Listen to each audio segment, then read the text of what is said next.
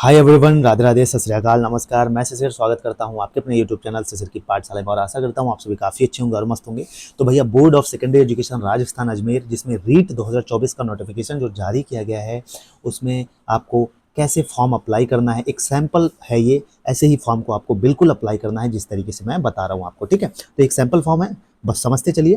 देखिए, यहाँ पे आपको फोटो लग जाएगी, ठीक है। आप यहाँ पे 20 से 50 केबी की कोई जेपीजी मोड में फोटो आपको अपलोड करना है, ठीक है। बेसिक डिटेल की बात करें तो अपना नाम यहाँ पे लिखना है, फादर्स नेम लिखना है, मदर्स का नेम लिखना है, यहाँ पे मेल और फीमेल कौन से हैं, आप सिंगल हैं या मैरिड हैं, आपको ये लिखना है। रिलीजन, आपका धर्म कौन सा है, ये यहाँ पे लिखना है।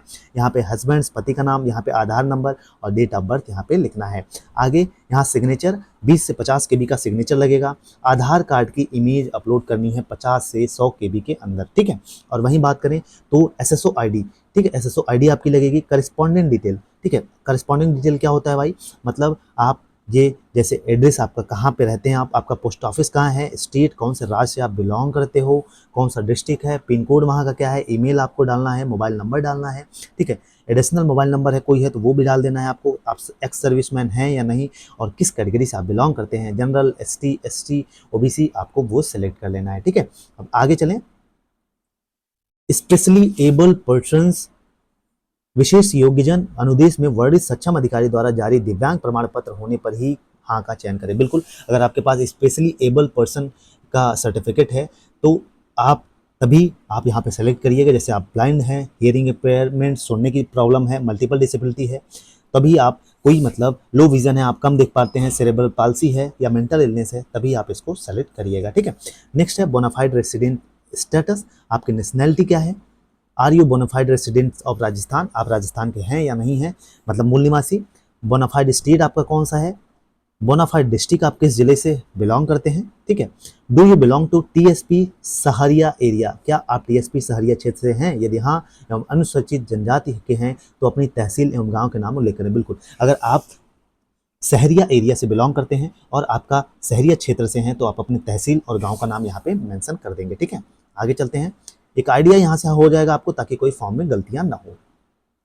Detail preference for exam centre, आप कौन से परीक्षा केंद्र का नाम चयन करना चाहते हैं, प्रेफरेंस टू देना है, कौन से जिला में, डिस्ट्रिक्ट में। उसके बाद कौन से लेवल की, लेवल 1 या लेवल 2 के लिए अप्लाई कर रहे हैं, ये आपको ये अप्लाई करना है। Language for medium of instruction, आप किस शिक्षण माध्यम की भाषा का चयन करना चाहते हैं। जैसे लैंग्वेज 1, देखिए यही सेलेक्ट करना है बहुत ध्यान से, ठीक है। जैसे ये ऑप्शनल सब्जेक्ट है, मतलब ये ऑप्शंस में अवेलेबल रहेंगे, Hindi, English, Sanskrit, Urdu, Sindhi, Punjabi, Gujarati.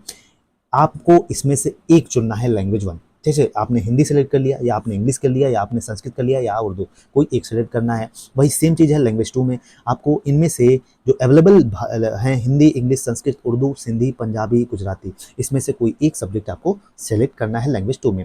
Area of specialisation, आप केवल स्तर द्वितीय अथवा दोनों स्तर हेतु, अगर आप केवल लेवल 2 का अप्लाई कर रहे हैं, जैसे लेवल 2 में अप्लाई कर रहे हैं तो आपका मैथमेटिक्स, साइंस या सोशल स्टडीज है, तो आपको यहाँ पे सेलेक्ट करना है, ठीक है। या तो आप दोनों अप्लाई कर रहे हैं तब सेलेक्ट करना है ये, ठीक है।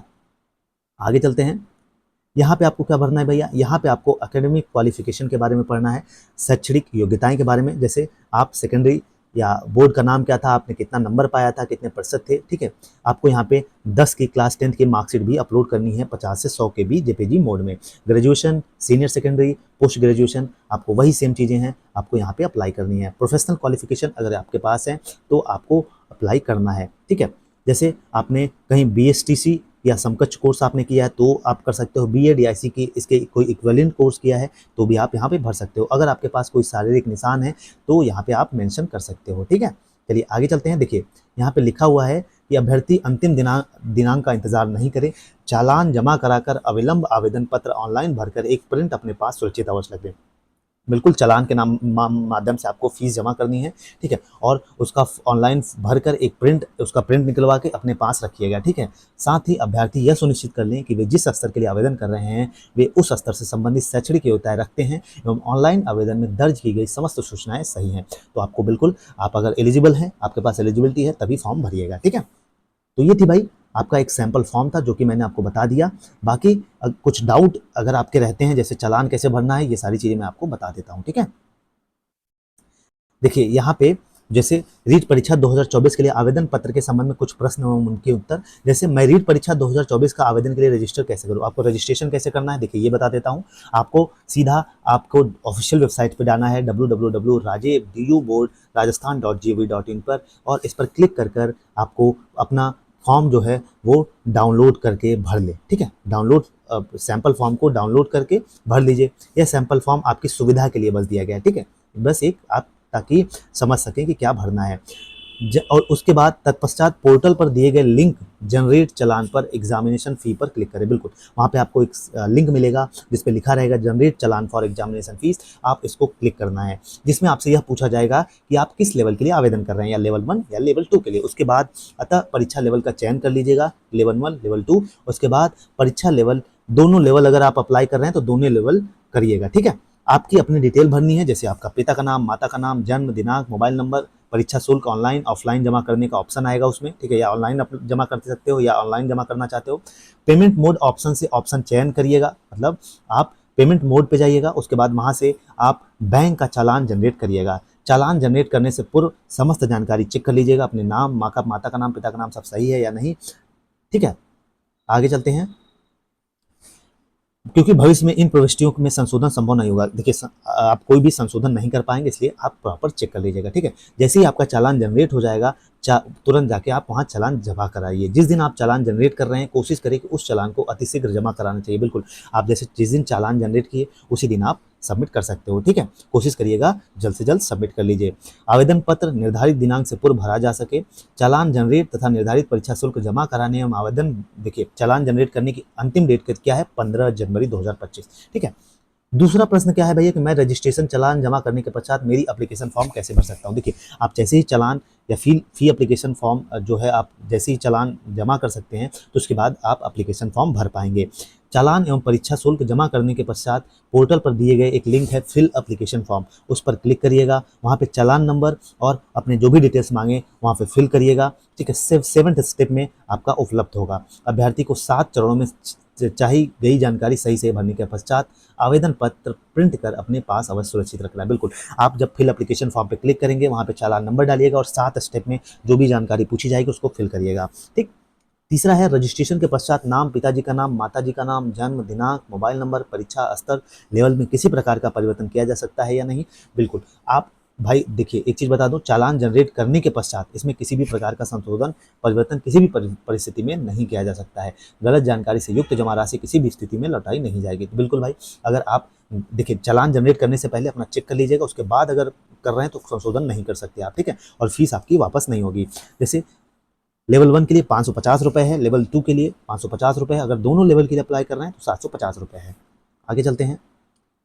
आवेदक अपना चालान कैसे जमा कराएं, बहुत बड़ा ऑप्शन है, क्वेश्चन है कि भैया अपना चालान कैसे जमा कराएं। आपको चालान जनरेट करने से पूर्व पेमेंट मोड का ऑनलाइन ऑफलाइन चयन करना है। बिल्कुल, आपको चालान जब जनरेट करना है तो पहले आप वहाँ से सेलेक्ट कर लीजिएगा, आप ऑफलाइन जनरेट करना चाहते हैं या ऑनलाइन। ठीक है, उस पर क्लिक करिएगा। उसके बाद ऑनलाइन मोड में आपको द्वारा चयन किए गए बैंक, ऑनलाइन मोड में अगर करना चाहते हैं तो आप अपना बैंक सेलेक्ट कर लीजिएगा। उसके बाद डेबिट कार्ड या क्रेडिट कार्ड माध्यम से आप अपना फीस सबमिट कर सकते हैं। जैसे ही आप ऑनलाइन पेमेंट करें उस समय ध्यान रखें कि एक बार भुगतान आपके खाते से होने के पश्चात दोबारा उसी चालान है तो भुगतान पर क्लिक ना करें। बिल्कुल, अगर एक बार कंफर्म हो गया पेमेंट तो दोबारा नहीं क्लिक करना है। अगर आपका जब कम से कम 48 घंटे का समय लगता है वेरीफाई होने में जब आप पेमेंट कटाते हो, अभ्यर्थियों को यह भी सलाह दी जाती है कि नेट बैंकिंग अथवा यूपीआई मोड का इस्तेमाल चालान की राशि जमा करने में कम से कम करें। बिल्कुल भाई, यूपीआई मोड का मत करिएगा, डेबिट कार्ड से डायरेक्ट करिएगा। ठीक है, क्योंकि उसमें ज़्यादा टाइम लग जाता है, 48 से 72 घंटे लग जाते हैं।